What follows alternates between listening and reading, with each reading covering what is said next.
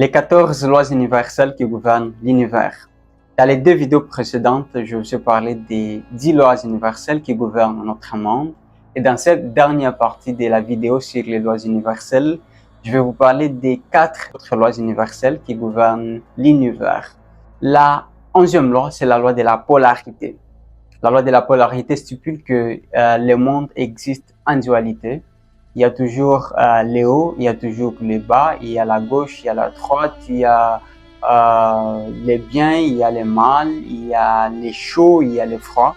Et c'est cette dualité qui crée l'harmonie dans la vie. Si nous dirigeons notre énergie sur les biens, sur les valeurs éthiques, sur les valeurs humaines, sur les valeurs démocratiques, nous allons créer beaucoup du bien autour de nous.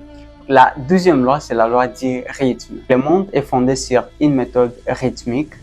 Donc, il y a le soleil qui se lève chaque jour, et ça doit se coucher. Et il y a différentes saisons, soit l'hiver, l'automne, l'été, le printemps. Ces saisons sont toutes temporaires. Dans la vie, nous traversons toujours des épreuves selon les saisons. Et ce plan nous conseille de considérer les épreuves, les moments difficiles que nous pouvons traverser comme une saison qui dure juste pour un certain moment et qui va se terminer. La 13e loi, c'est la loi de la croyance. Et cette loi stipule que nos croyances, nos émotions façonnent notre réalité.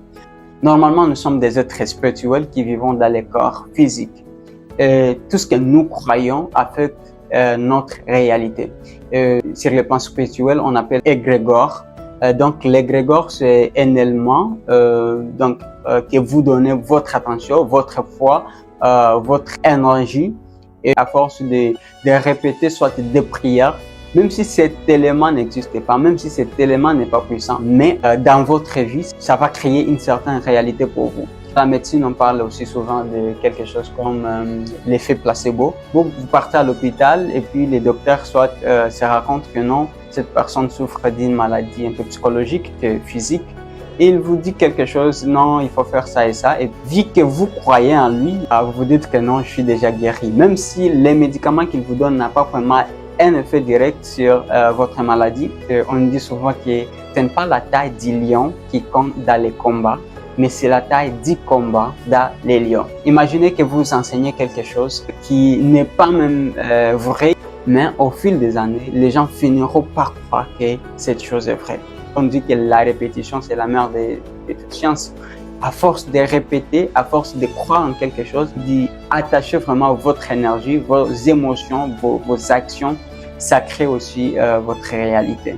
La 14e et dernière loi universelle, c'est la loi du genre. Tout a une polarité masculine que dans la culture chinoise, on appelle les yang, et féminine qu'on appelle les yin. Les yang est beaucoup plus associé à la logique, à la virilité, à la force et à l'action, tandis que les yin est beaucoup plus focalisé à l'intuition, à la créativité et aussi à la réceptivité. Donc, cette différence entre les genres crée l'harmonie dans le monde. Derrière tout un grand homme, il y a une grande dame, il y a une grande femme. Derrière une grande dame, il y a un grand monsieur, il y a un grand homme. Pourquoi je suis venu avec ces lois universelles? Parce que je crois que dans des pays en voie de développement comme le nôtre, où il y a encore beaucoup de choses à changer, on commence d'abord aussi par changer la façon de voir les choses. Vous avez constaté que ce sont des lois qui sont vraiment beaucoup plus spirituelles et c'est cette spiritualité qui affecte aussi notre monde physique. Je vais lire un truc qui dit que si vous voulez détruire une nation, commencez par détruire le système éducatif. Mais si vous changez le système éducationnel, si vous enseignez aux personnes les choses qui valent vraiment la peine, vous allez voir que ces gens, ils vont développer des idées innovantes, ils vont développer des idées créatives et ces idées vont aussi affecter leur monde physique.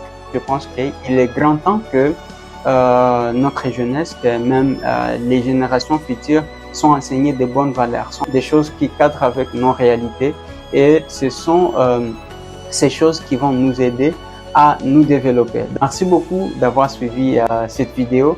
J'espère que vous avez été vraiment inspirés. Je vous prie de partagez massivement, likez, suivez ma page Facebook et abonnez-vous sur ma chaîne YouTube Top Change pour plus de vidéos. Faites partie du changement et be part of solution.